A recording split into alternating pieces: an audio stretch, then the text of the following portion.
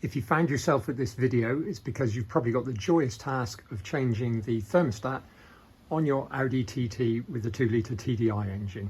So this is a 2011 Mark II TT with the TDI engine. The symptoms are the coolant temperature takes a long time to heat up, and then depending on the speed of travel of the vehicle, it can actually start cooling back down again. So it looks highly likely that the thermostat is not regulating the flow properly to the radiator. So I've done a bit of reading on this. There's some good videos online. Autodoc do quite a nice one with a Passat, which is the same engine, but their experience doesn't quite match what I've found. So I'm halfway through the job at the moment, and I'll show you what I've had to do, including some of the tools that you might need. What I would say is have a look at the description. I'll add any other notes after I make the video into the description, okay? Right, so you've got to remove a lot of pieces, unfortunately, to get at everything. So you've got to put it up on, well, I put it up on ramps, and then I could get underneath. You need to get the under tray off. Well, that can be fun because some of the screws are seized or just turn in the captive nuts. And then once you've got that off, you can drain the majority of the coolant. So what I did is I just drained it into a bottle using funnel so I can reuse it. It looks in good condition. I'll probably need to top it up with some fresh because it seems to have lost some from various places in doing the rest of the work. Now, the manual I have managed to obtain. I think it's available online. If I find a link to it, I will put it in the description. Let me just lay out the pages here so that you can see.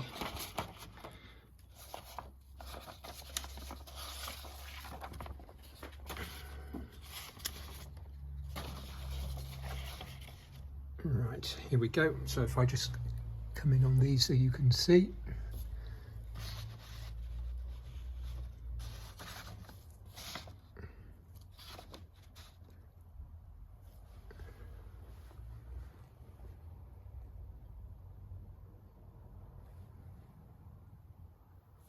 Should have brought the light up really. Anyway, I think you can probably see enough.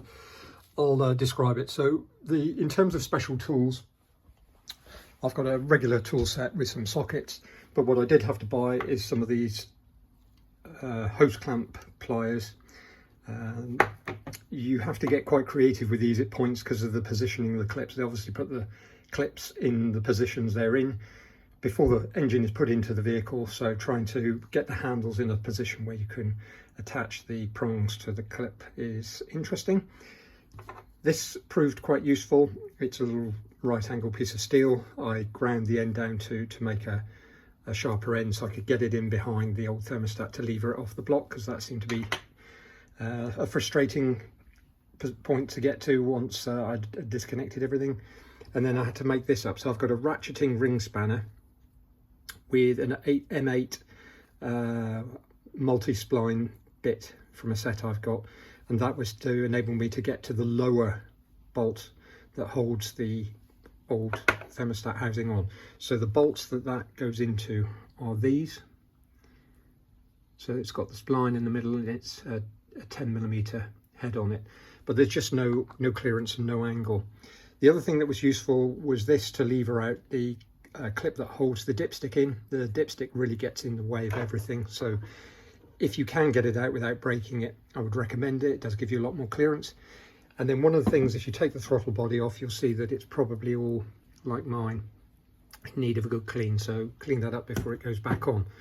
So you can see some of the parts that I've taken off. This is from the air intake. It's one of the inlet hoses. I've had to remove the air cleaner and the bottom of the air cleaner mount, the air cleaner mounting bracket, and part of the inlet pipe as well. Okay, the engine cover needs to come off, and then there's the dipstick. So the dipstick, it has a little bolt at the top which is easy to get to, M10. It's the clip in the middle here that's the pain. You have to lever the head up first, and then it comes further than you think. In fact, let me show you the clip, and then there's just an O-ring at the bottom, so it just slides out. But there is a cable held on to this point here, so you just need to lever that off. The clip is one of those serrated ones, so it can be reused. Yeah, this is the clip that holds the dipstick in place. It's one of these expanding clips. So you need to get the head out to that sort of distance, probably about 10 millimeters or so, otherwise it won't collapse these bits down enough to get it out. It is a pain, but with it out the way you get so much more room. So other tools that I used, so I've got my Torx and spline bits. You actually need an M12 one for one of the bolts. I know the Autodoc video doesn't show any of this being removed, but I can tell you the problem is if you don't remove that, there's a fixed metal pipe that goes along the front of the engine. There's one bolt just down under here, and then there's another bolt, and you have to undo the gearbox mounting brackets to give yourself clearance to get one big bolt under there, which is, I think it's, no,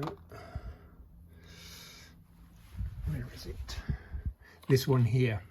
So this huge bolt here that's M12 multi-spline, that is the one that holds the inner coolant pipe to the block, and without that you can't easily withdraw the pipe in this direction. This is the new thermostat. So this is the seal which goes into the block, so it fits this way up. These hoses, the one I'm holding, the one at the front, the small one, and the one at the bottom aren't too bad. It's this one at the back here, and that has just got a pipe with an O-ring on it. But if you don't slide the pipe back, you would have to then wait until you undo all the other pipes, the two bolts on this, and somehow twist it and bring it out. And that's what the Autodoc video shows. It might be possible, and obviously if you can do that, you save taking all of these other components out. So you may be able to do that, but that's not what I did. So you can see there's the hole in the block where the thermostat housing fits. You've got the two mounting bolts, top and bottom. It's the bottom one in particular, this one right down here, that's a real pain. And so getting in on that using that ratcheting ring spanner with the M8 multi-spline bit in it was what saved me there.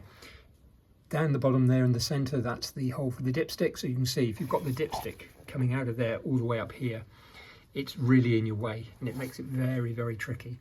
Now, I didn't take this pipe out. For goodness sake, don't drop anything in. I just put a glove over the top to seal it off. And the other thing to be aware of, unless you're disconnecting the battery, is obviously you've got the alternator connection here. It is insulated, or at least it should be, should have a plastic cover on it, but you don't want to drop anything in there. That will ruin your day. So I'm at the point where I'm just about to put the new thermostat housing back in and connect it all back up. To get to this point has taken me around about 3 hours, I would say. I've not gone super fast. I've tried to take my time and work out what I'm doing. I've had to stop and download the instructions and try and follow those and watch the Autodoc video. So I guess you could probably get it down to 2 hours if you were fully prepped and just went straight through it. Hopefully putting it back together won't take too long. If it takes too long, I'm probably going to forget where half of this stuff came from. But I'll follow the instructions to build it back up. But this diagram here is particularly useful. Let me see if I can put it into the light.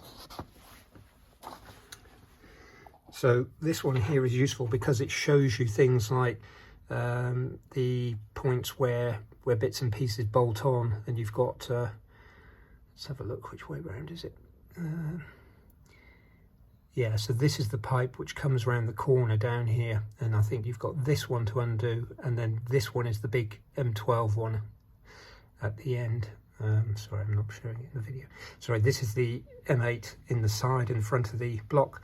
This is the M12 where you need to remove the gearbox links out the way so you can get at it, and then this solid pipe then comes this way and that pulls it out the back of the thermostat housing. But like I say, the Autodoc video shows that it's not necessary. I didn't leave it in and try to see. I might have got away with it. So anyway, that hopefully will be useful to you. It's an all-day job really, unless you're familiar with doing it. There's some torque settings on here. Most of the small bolts are only 9. Some of the bigger ones are 14. But yeah, just use your judgment. Don't over-tighten. And hopefully it'll all go back together. Just fill up the coolant, make sure you've refastened everything, and you should be done. So as I say, have a look in the description. I'll put any notes in that I forgot to put into the video. I hope that helps you. Good luck. Okay, so the job's nearly complete now. I'm just putting the last few pipes and bits and pieces back onto the engine. The new thermostat housing is installed, but it was a pain. At one point I thought I was going to have to remove the alternator and that required removing all this. I did actually start down that path until I realised it's a right pain, and you just end up having to struggle for hours more taking stuff off and putting stuff back on. So what I did is, as I did to remove the bolt, I used one of these spline bits and a ratcheting ring spanner. And the other thing I did is I used a strip of plastic, flexible plastic, and I used this down behind the end, well, behind the alternator, so that this piece here pushed against it to give a small bit of pressure so that you could wind it. You only get a couple of clicks, but what you also have to do, if I shine the torch down here, you see the head of the bolt, which I shall illuminate in the centre of the screen. There we go, that one there. That's an M16, well, it's got a 16mm head rather. If you remove that, that gives you more clearance to get more clicks on the ratchet to get the bottom bolt.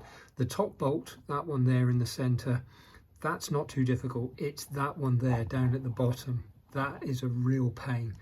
I saw in the Autodoc video, he had a wobbly 10mm socket, but it needs to be really wobbly. I mean, put it this way, I've got the Halfords Advanced set, and that's got one of these wobbly ends, and that was insufficient to get enough angle on it. It just wouldn't work. So that's why I went with this.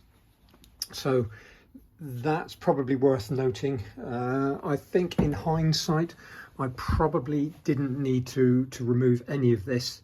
I think if you leave the solid pipe in, you may just be able to lever it out, but the thermostat housing is very tight into the block unless you can get something in behind it and start wedging it. I mean, I tried using a wood chisel to get it going, and then I sharpened that right angle piece of metal, which I showed earlier in the video. That got it out. But when you put the new one in, the new one is also very, very tight. I mean, I lubricated the O-ring with some coolant, but you have to pull it in using the 2 bolts.